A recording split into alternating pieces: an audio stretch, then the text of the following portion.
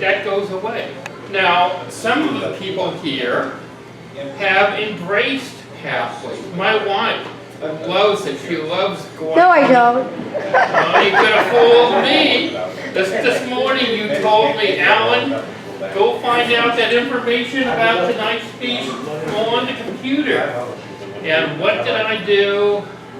I had a printout. And the reason I had a printout of the speech is I don't have time to spend doing my Toastmaster preparation on the computer. Now, they advertise, these Toastmasters International advertises or shows people walking in around with their laptop. I know some people here are glued to their laptops or their desktops or their iPhones or iPads.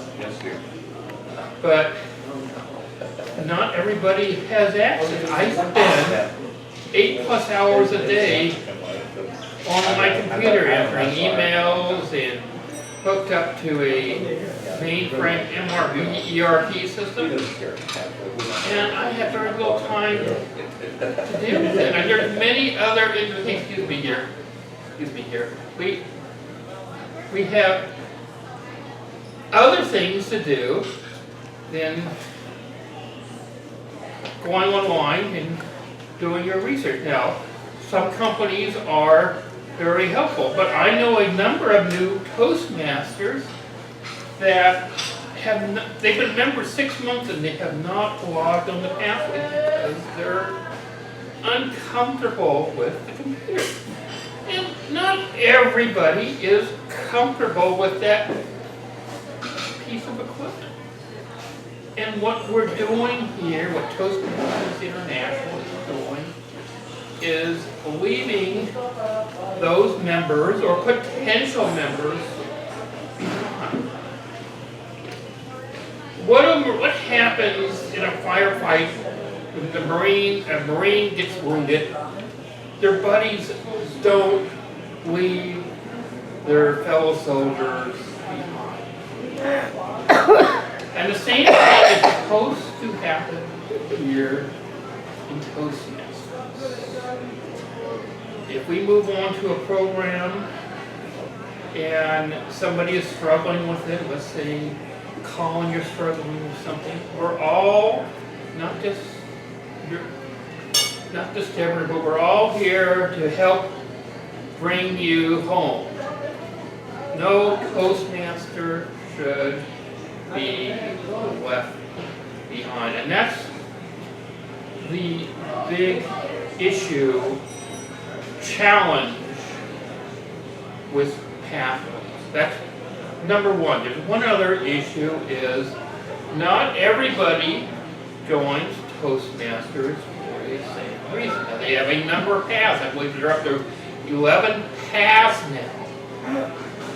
But do all those paths address the reasons why everyone here is in Toastmasters? The reason Colin may have joined, or Deborah, or Danny, or Wayne is in Toastmasters may be different for Joy. Now, Joy, you love helping people, and you also, you're a ham and heart. And Toastmasters, you've said it before, you're a ham and heart. Toastmasters is the perfect venue for a ham and heart.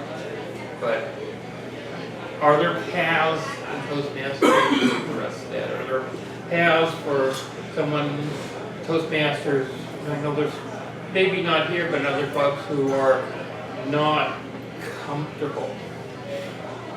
So the challenge we have as officers... But you're overlooking the whole main reason they're going to this new digital economy. That's the way the world is going. Don't you think you're just trying to stay stuck in the past? No. What if we stayed with Dr.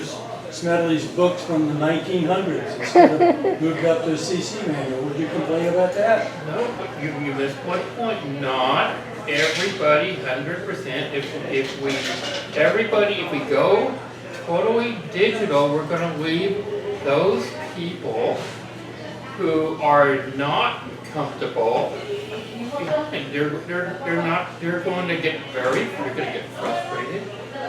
They're not there not gonna join, or they're gonna get frustrated, and they're gonna walk out of Toastmasters. People want self-improvement. That's where coaching comes in.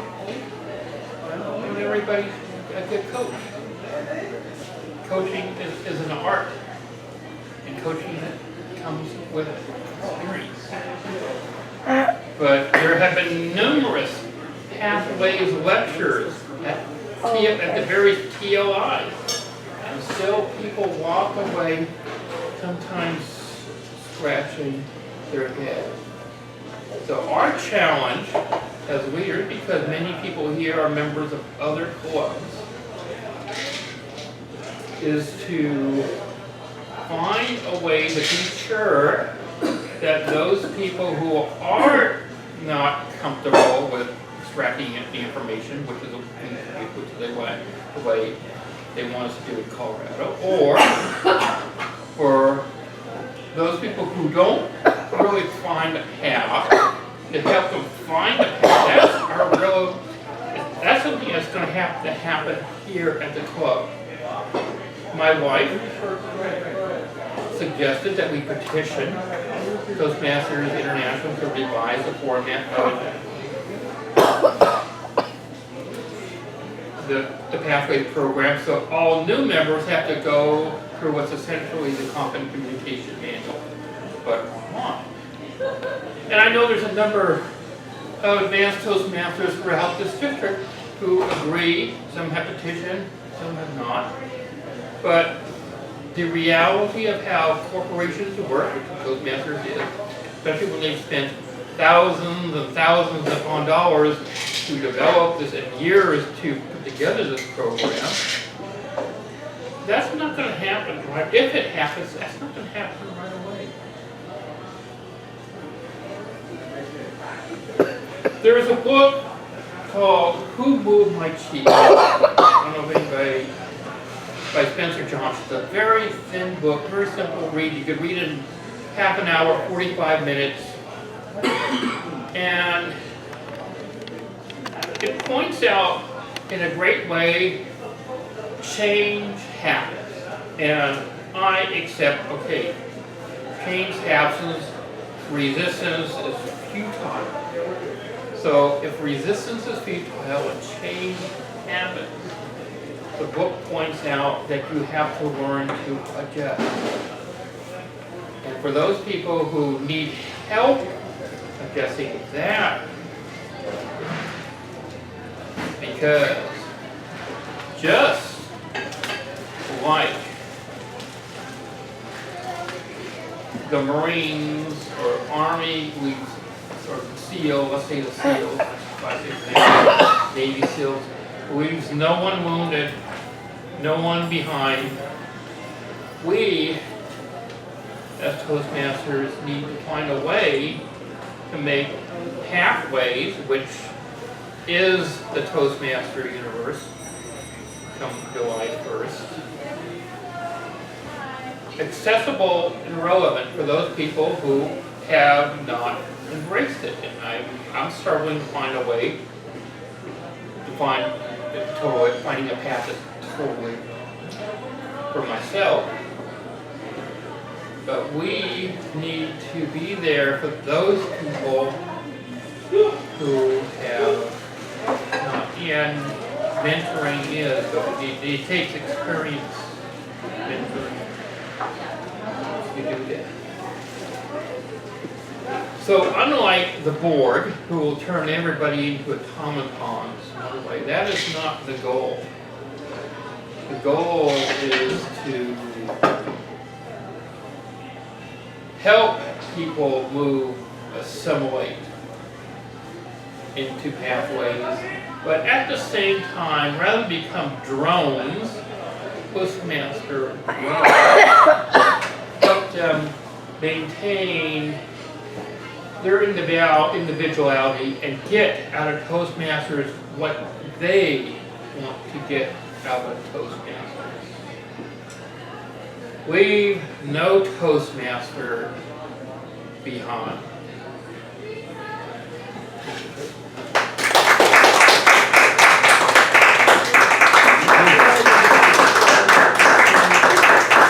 I want Mann, resistance is futile. Timer, could we please have 1 minute for everyone to make a couple of notes and share our feedback with Alan?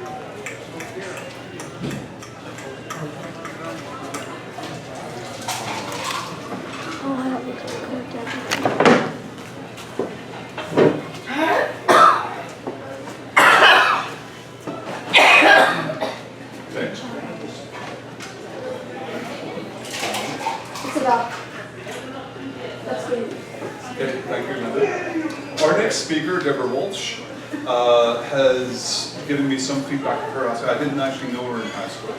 But apparently, if you ever saw that TV show Glee, it seemed to be impossibly hard. Turns out I was wrong. That really happened at Mount Carmel High School in San Diego County. And Deborah took the lead. So that was one of her favorite things to do at school, was pop ensemble, commonly known now in school as Glee class. She also enjoyed English. And her favorite lunch, which she would do apparently every day, consisted of the highly nutritious M&Ms, washed down with Coca-Cola. Deborah is on the Visionary Communicator path, and her speech tonight is in line with developing her vision. She's been very careful that I have not seen any of the rehearsals for this, so I too am seeing this for absolutely the first time. I introduce my beautiful wife, Deborah Walsh.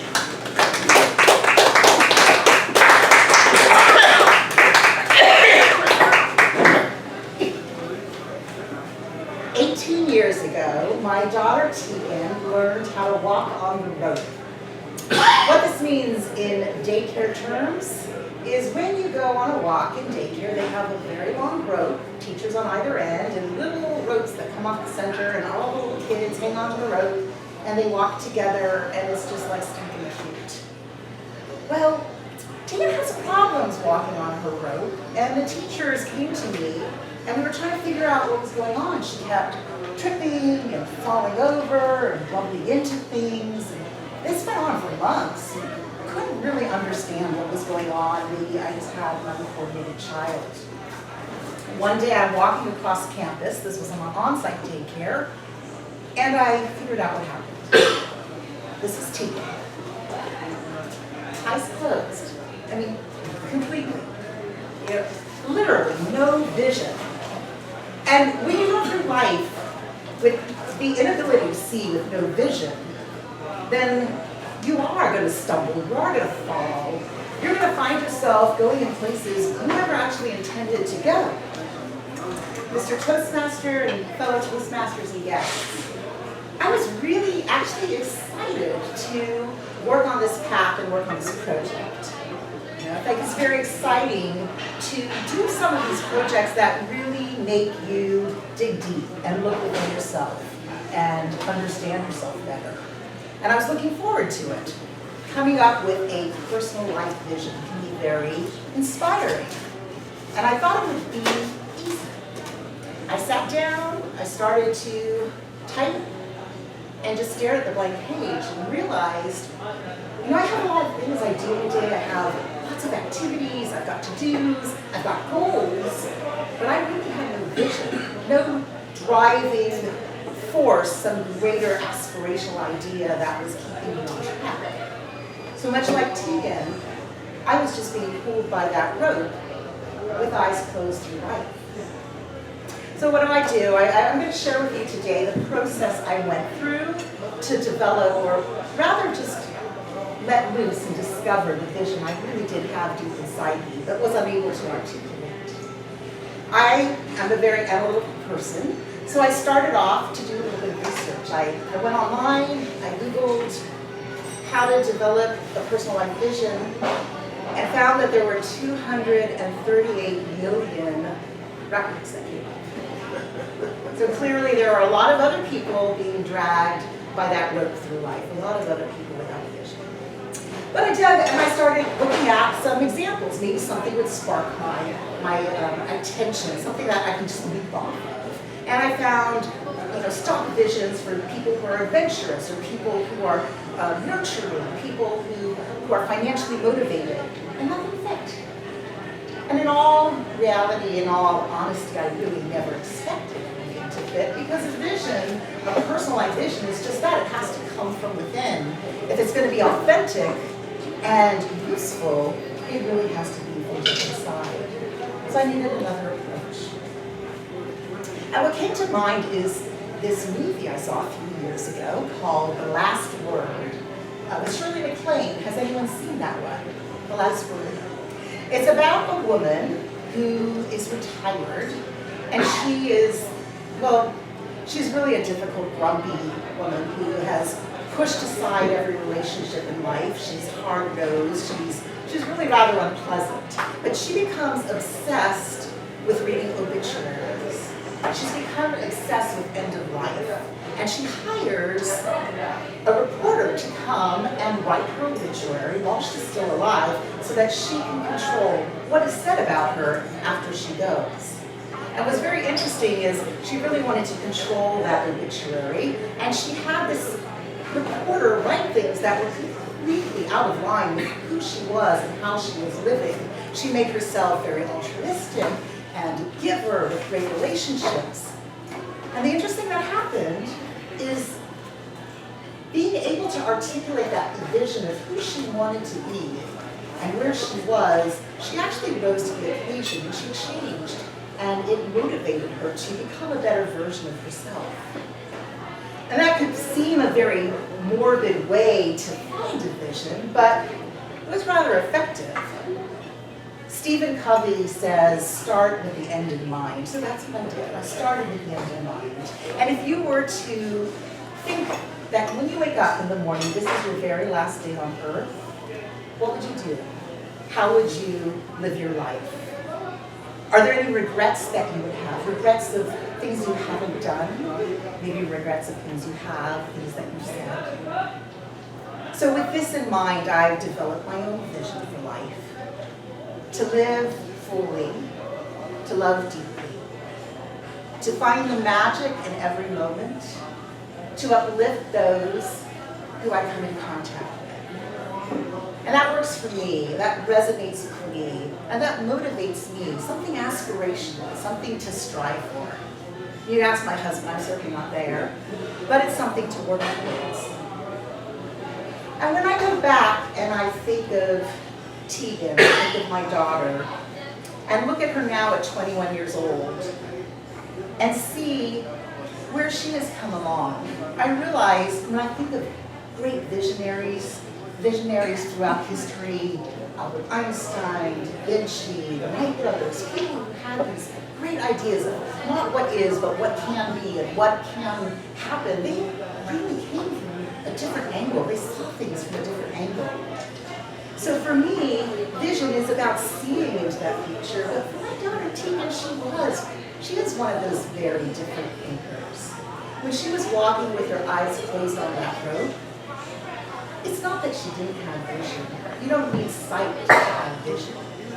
Some people's vision comes from what they feel, what they hear, what they taste, what they smell. My vision just happens to come from what I see.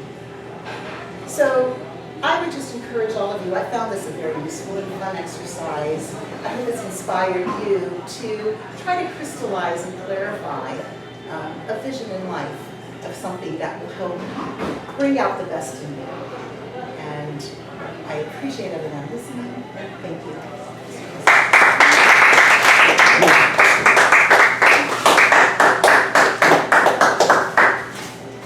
Can we please have a minute, and everyone can please make some notes and feedback to share with Deborah, please.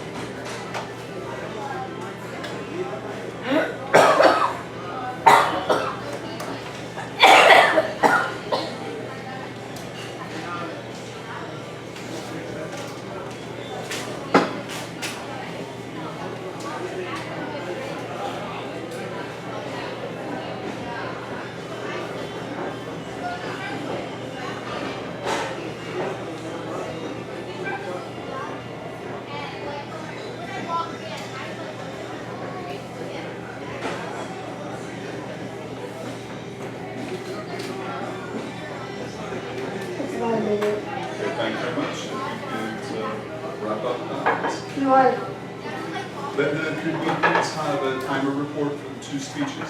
yes, Alan spoke for 12 minutes and 30 seconds, and Deborah spoke for 7 minutes and 14 seconds. Thank you. So those both qualify. Yes, they both qualify. If you'd like to take a moment and make your vote for the guest speaker, please.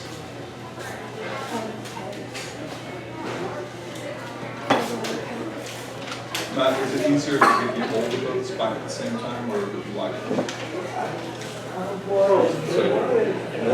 Warren, would you like the votes for the speaker back first, or do you want everyone's total votes for the table topics altogether? What's easiest to do with it? Okay, if you could then pass the speaker votes, I will collect them from this side and we'll pass them on to Is there Warren. a official record?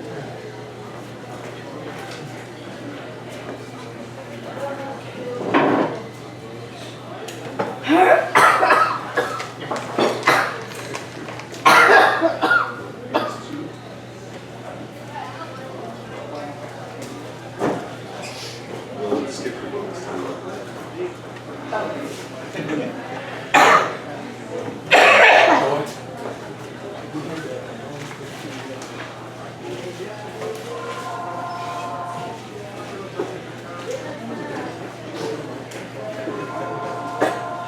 Everyone has had a chance to vote and to give your feedback. I'd like to hand it on to Scott for his second vote. Scott will be doing our table topics. Go.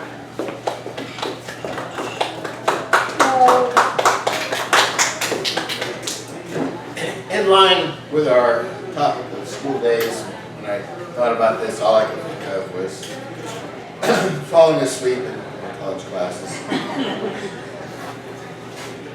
I'll tell you a little bit more of that story later. But we'll start out with, what was your most challenging class in school and why? They're all my notes. There we go. Joy.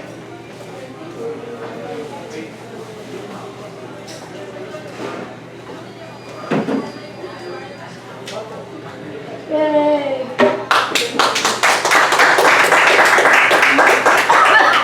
Thank you for having us, fellow Toastmasters, welcome guests. I think my most challenging speech was chemistry in high school. I found out later that I should have had the plain geometry class first, but it would have helped a lot. Actually, I don't remember a whole lot about that chemistry class, except that I really struggled. I do, however, remember the plain geometry class. The teacher started out by saying that she realized that most of us were not there because we wanted to be, but because it was a required course for college prep. But we were going to learn anyway, whether we liked it or not. She went on to say that several of her students had come back later and told her that they never used anything that they learned in her class.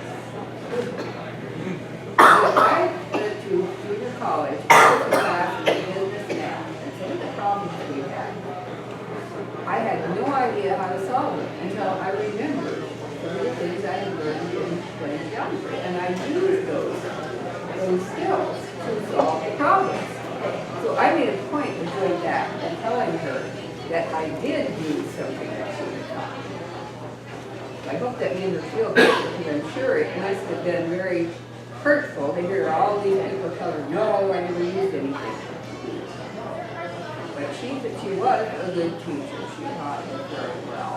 And I wish I had had her class before I had chemistry. But I'm glad I did have her.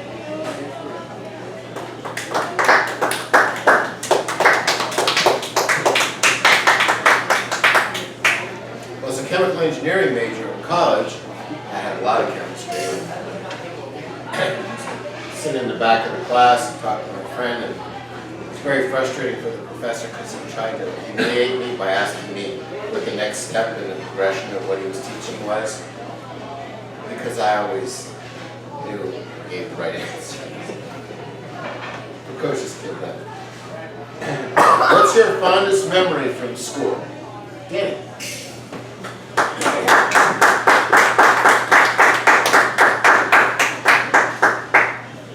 What is my fondest memory? Yes. Well, actually, I'll answer that question in two parts. The first part is, in college, I had an F in organic chemistry. That was the hardest class I ever took in my life. I got an F, and then that means that you have to wait till the next year to take it again, because they only offer once a year, and there's two parts to it. The saving grace is that I took a seminar that changed my life forever, or for my existence. It's called the Forum, ran by Landmark Education. And basically, when I came back from the seminar the following year, I got A's.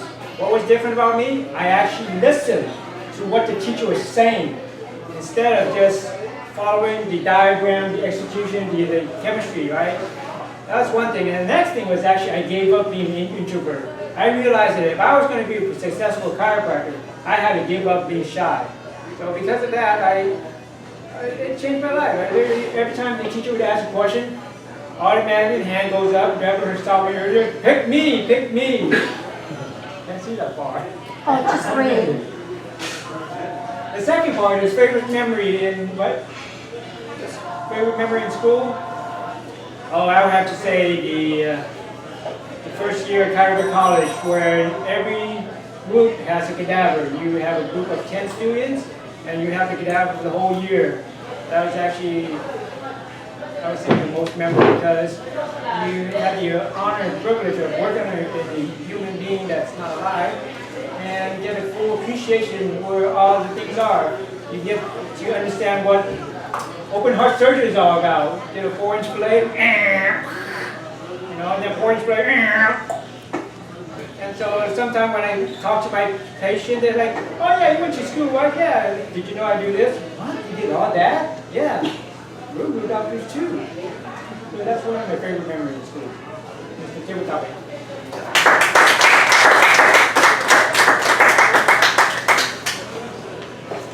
What's the strangest thing that ever happened to you in school? Hank. I'm gonna go out and compare it to mine. That's fine. I'm tired of getting up. No problem. The strangest thing that ever happened to me in school was when we were just after the war, after the veterans started coming back to school to finish their high school. We had a gentleman that was what we would call a school bully. And he got called out by the monitor we had, who was our shop teacher. And our shop teacher was about 5'4", weighed about 280 pounds. He didn't have a drop of fat on him, he was all muscle. And we called him Curly, he was bald-headed as could be, he was like a cue ball. And he challenged them out there about picking on the younger people and the smaller people. Why don't they pick on him? And the guy hauled off and hit him in the belly as hard as he could. And the shop teacher stood there and laughed at him and said, oh, you poor little boy. And when he went, finally, after a couple of times, he got mad and really got him, and he took his foot, this, and he aimed for the guy's face. The shop teacher's hand came up like this, caught his fist, and squeezed it like this, and got him down on his knees. Didn't raise his voice or anything else, and then he says, now, please apologize. And after he apologized, they let him go. You know, strange thing is, we never seen him again. That was really the strangest thing I've ever seen in school. All right.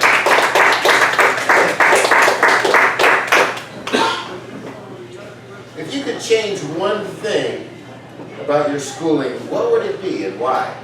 Warren?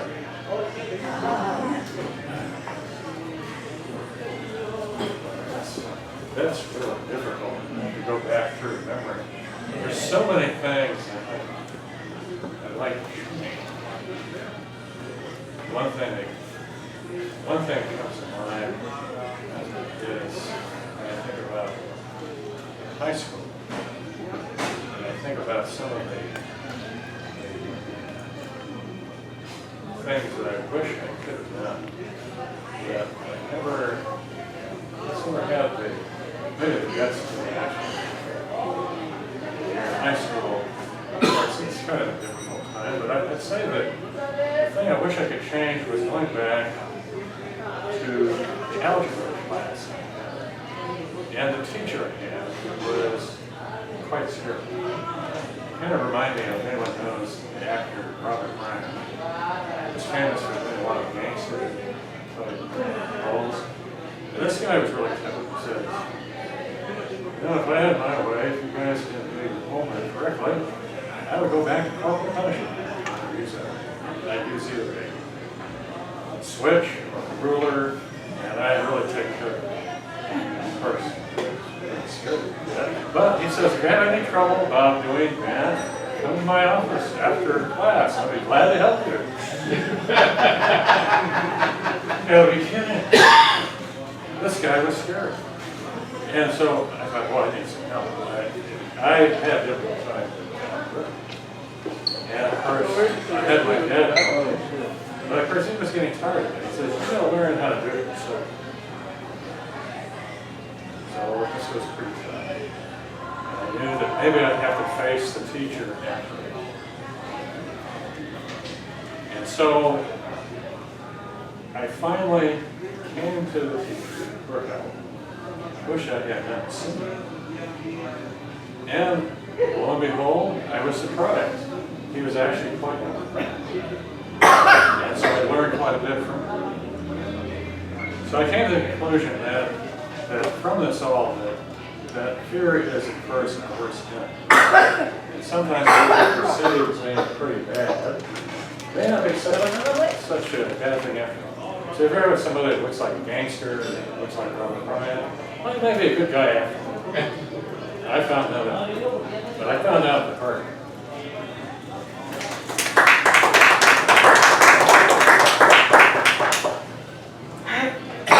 If you could go back to school now and learn something new, what would you want to learn and why? Tom? If I could go back to school now and learn something new,